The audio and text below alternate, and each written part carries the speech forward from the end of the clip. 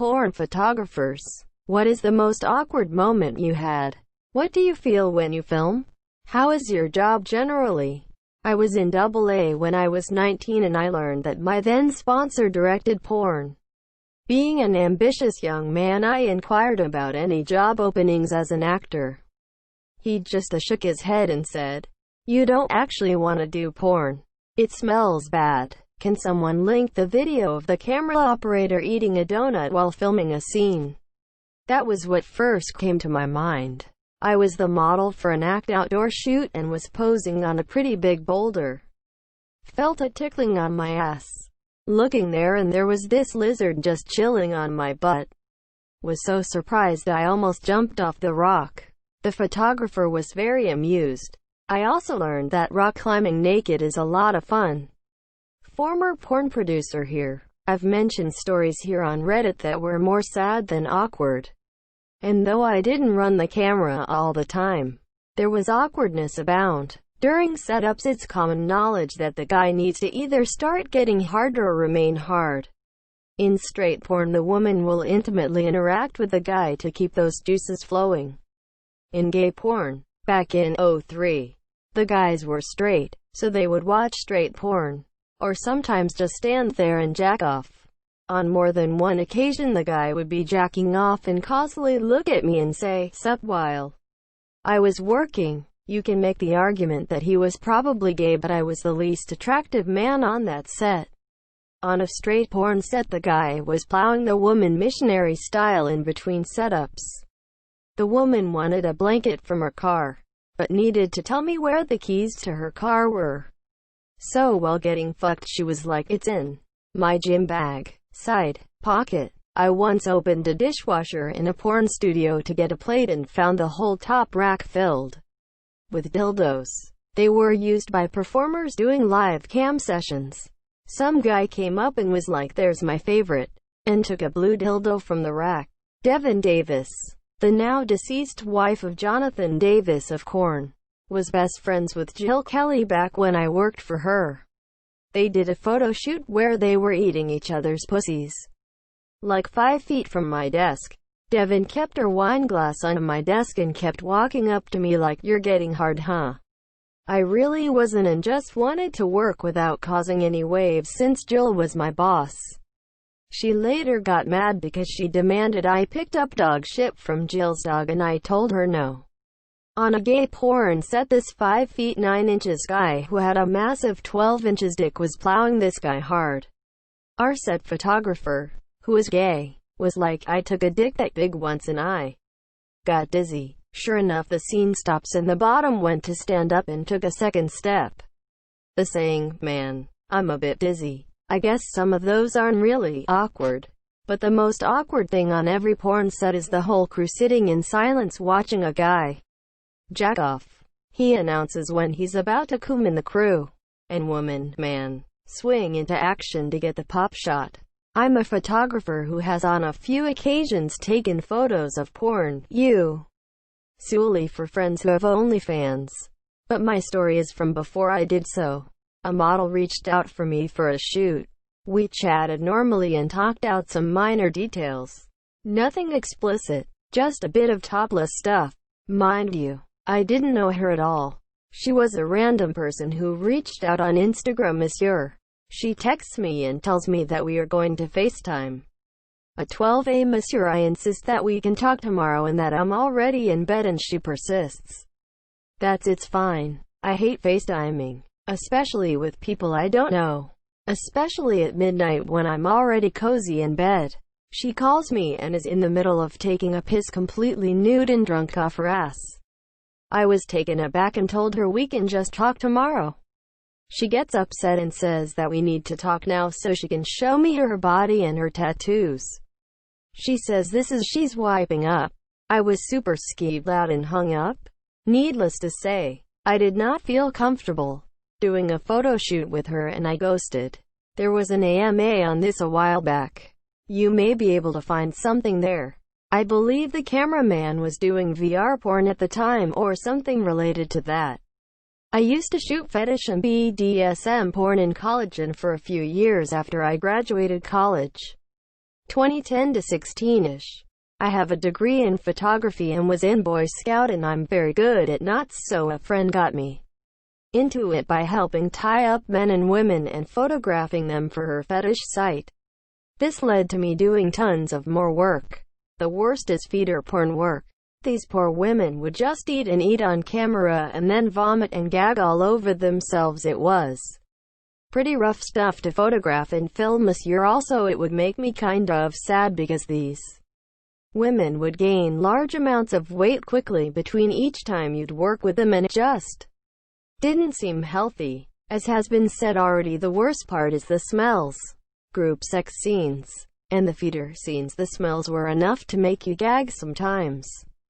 Also, if you want to make decent money, you have to do both gay and straight scenes, which is a straight male at first is really odd, but you get used to it shockingly quick. The worst part is you become kinda numb to it all when you are behind the camera. Like, you will meet your model and she will be very attractive, but as soon as you're behind the camera, it becomes very much so a job and you become focused on getting a good shot and the lighting correct.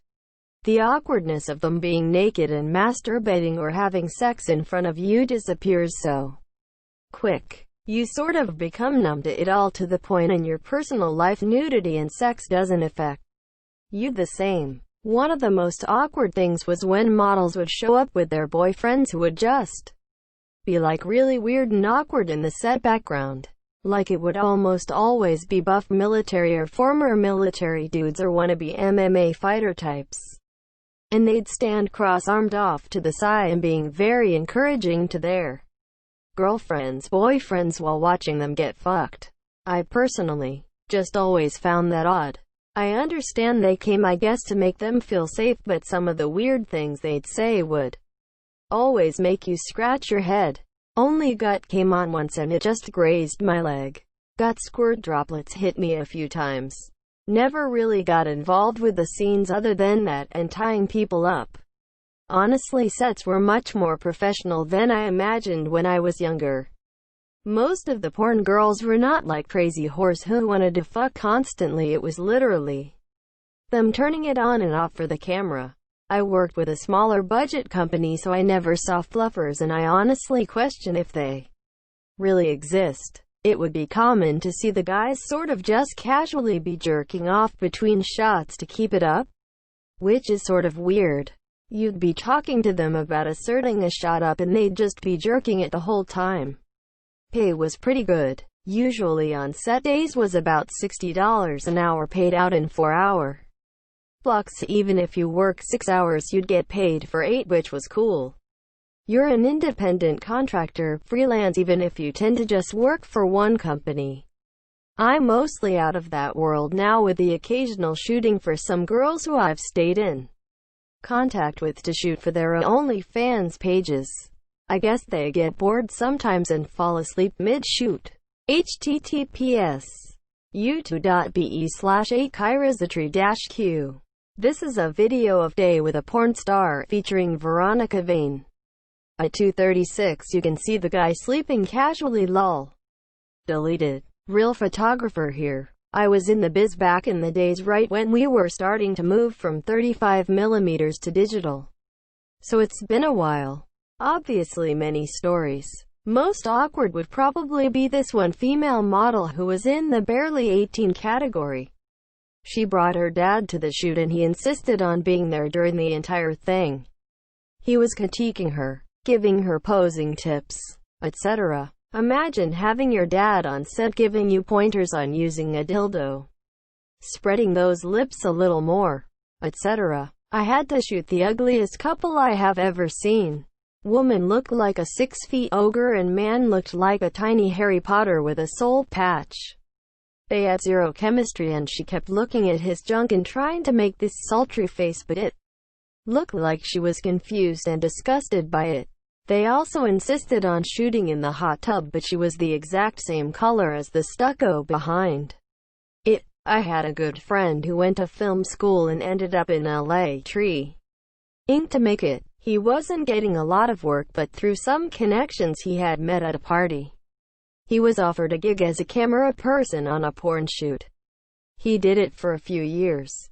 as discreetly as possible. Apparently it's an open secret that many camera persons and even directors early on in their careers will do some moonlighting shooting porn. James Cameron began his career shooting porn. Edit. I did a little research on this and can't find a damn thing to back this up. Could be just an unfounded rumor. We had a really long discussion about it once, and these are the big things I remember. 1. The job can be really boring from a creative perspective. Most production companies were very rigid with the shots they wanted, and it didn't leave much room for artistic license. Keep in mind this was like 15 years ago. Things may have changed. 2. The worst part, by far, was the smell. Anyone that's ever shot a film indoors knows one of your greatest enemies is the massive heat generated by the lights and equipment. Imagine two people going at it for hours in a room that's getting steadily hotter. Add an anal and all bets are off. 3. Drugs everywhere. Lots of male performers use some kind of Viagra coupled with other shit to desensitize their penis.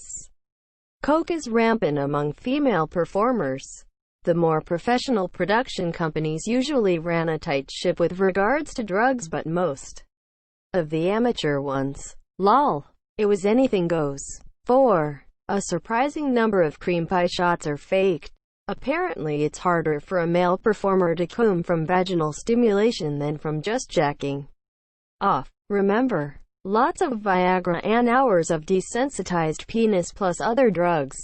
So, when a cream pie needs to happen and the male performer can't do it, they use a special liquid that looks like cum and squirt it up into the vagina. Then they have the guy stick his penis in, and after a few thrusts it looks like he came. He said you can usually tell because there's a telltale transition cut right before the cream pie shot. It's also why when there's an actual legit cream pie the male performer will pull out and squirt a little bit to prove it was a legit cream pie. 5. Everyone is surprisingly normal. They're just people doing a job for the most part.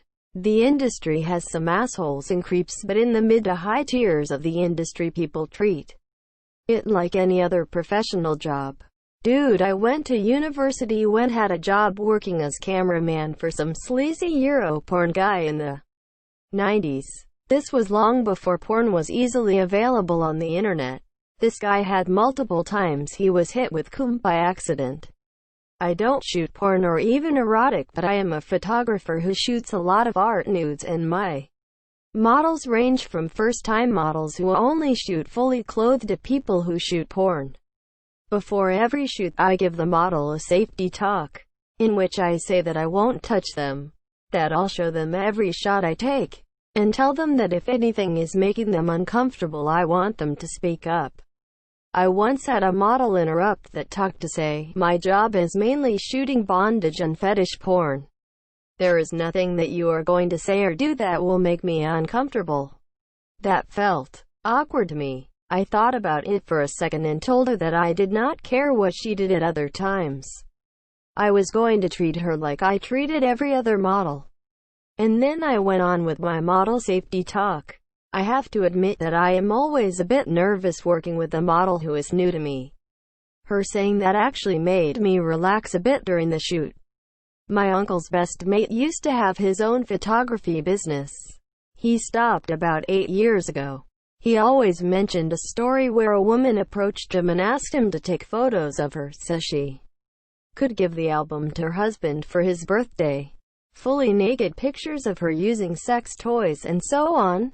Anyway, she'd apparently been using a dildo on her ass and she was around 2 hours into the shoot. She finished with the dildo and was spreading her cheeks when a little nugget of poo came sliding out, which just so happened to be caught on camera with her showing a face of absolute horror. She got changed and left and paid for the pictures several weeks later. Expect the one of the Great Escape. I never did see those pictures so can't say for certain. Add a serious tag cause I want actual answers. I worked as a photographer on porn sets shortly back in 2011.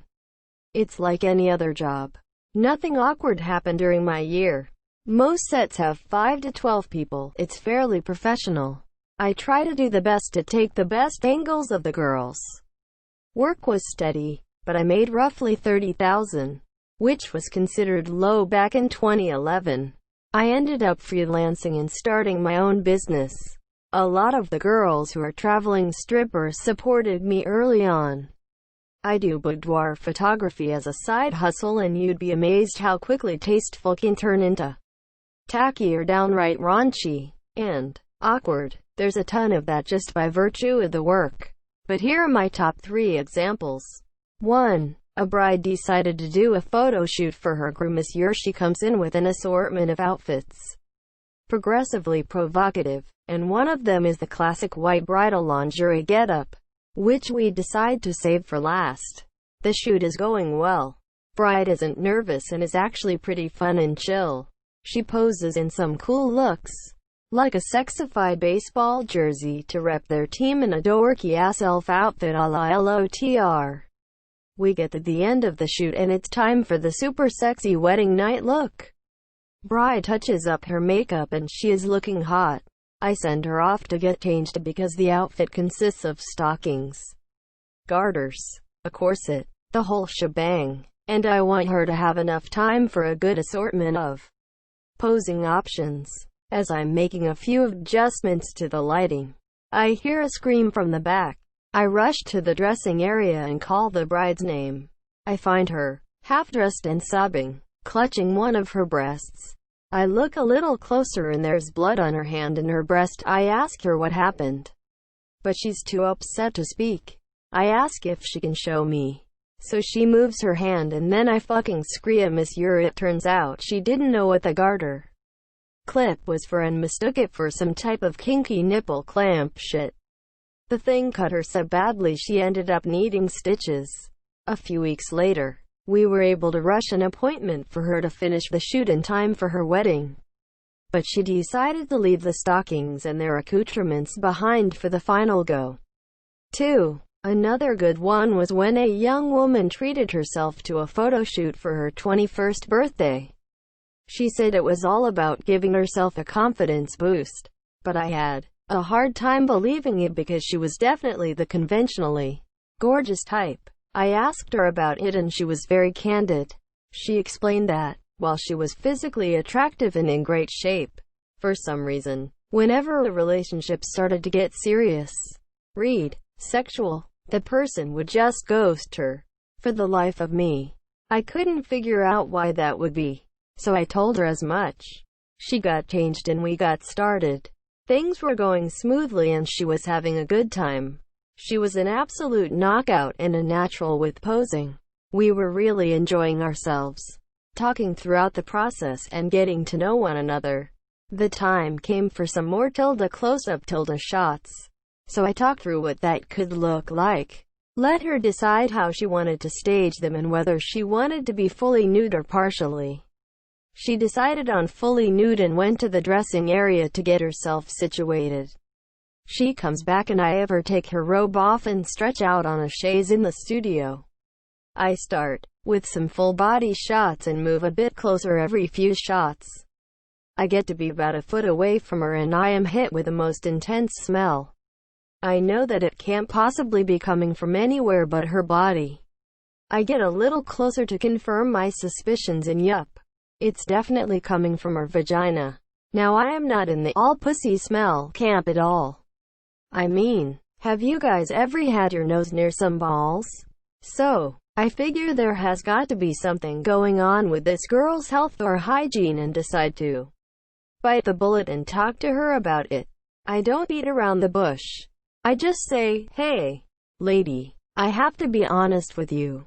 There's a bit of a smell down here." She doesn't even look surprised and she looks at me like I have 3 heads and tells me, "Of course there is." I keep my flower wild. We get to talking about it in depth and I learn that not only does she not groom her pubic area, she also doesn't wash it. Her mother warned her against using feminine cleaning products and she took that to mean all cleaning products.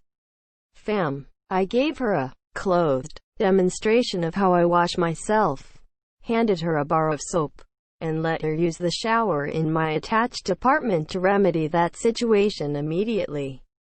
She came back with a smile on her face and a song in her heart, and we finished the shoot without incident. That could have gone a whole different way, but to this day she tells me I changed her life.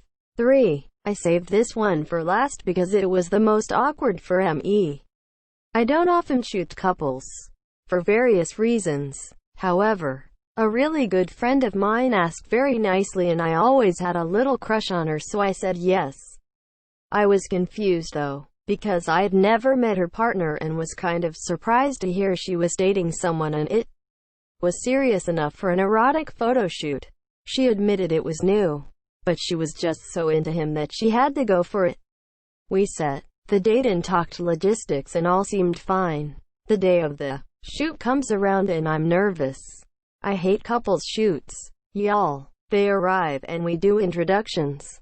Something about the boyfriend seems familiar but also kind of off, but I just roll with things. They change clothes and we start off with some cheesy look into her eyes shit to ease into the naked stuff. We get into a rhythm and things are actually not terrible, so we take a break to get ready for the next set of shots.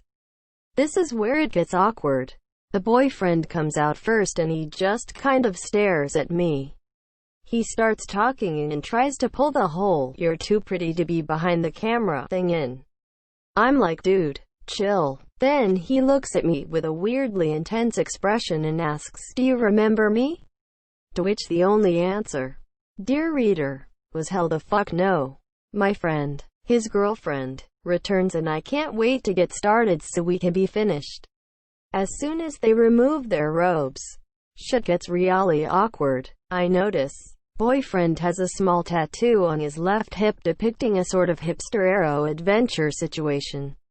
That looked familiar, friends. But then, I look over at his right hip and see a tattoo of similar size with my fucking and rather uncommon name. And that's when I remember the guy. I went on 3 dates with him over the course of 2 weeks, and then broke it off with him because he had some serious red flags. My friend notices my face and is like, oh, yeah, the tattoo. That's his one that got away from a while back. Weird that you have the same name though. I look at her and I know I can't lie, so I flat out say, I think that's my name. Her boyfriend then starts crying and coming toward us both, naked and with a very confusing erection, calling out, not for his current girlfriend of nearly 6 months, but for me. I nope the fuck out of there and let them talk. It gets awfully quiet, so I head back in to check on things, only to find my friend is nowhere to be found and her boyfriend, ex-boyfriend, is quietly sobbing and masturbating in the middle of the studio floor. I just left him there and sent my guy friend to get him out of there for me while I checked on the girlfriend. She broke up with him on the spot and left because she couldn't face me. She made sure he still paid me, though, and promised to never ask me to do a couples shoot again. I did eventually do a solo shoot with her, but that's a tale for another thread entirely. Asterisk wink wink asterisk. Edit. Holy shit, this blew up. Thanks all for reading. 3 quick things. 1. Yes, I know it's stalking's Jesus H. Christ, I used speech to text for part of it and it's fucking Reddit, not grad school, so I didn't proofread. 2. Stinky Puss wasn't even washing around her vagina. She ended up having to use some type of cream from her GP because there was a ton of bacteria from years of neglect. She and I are friends now. And yes, she knows I call her Stinky Puss, even though it's no longer apropos of her situation. 3. Regarding my friend in story 3, obviously we boned. She does not have my name tattooed on her body. As for the guy, he is somehow still single and I wish him well. Well, there's that one video of the cameraman that got hit with some of the money shot in the face by complete accident. I've met quite a lot of people in the industry in Japan, but one guy, a still photographer, really sticks out. Super creepy dude from Northern Europe. Got his kicks showing random people at the bar I was working at his work. It was a bit funny with regulars, but you could tell it made a lot of people uncomfortable after a while. His shit was niche as hell though, so most people probably didn't know what they were shown given a quick glance. As far as hearing how he liked the work, it seems like a lot of his work was so niche it didn't really hit him in a sexual way. But judging from his actions and way of speaking around others, I'm sure there was more to him than I could see at the time.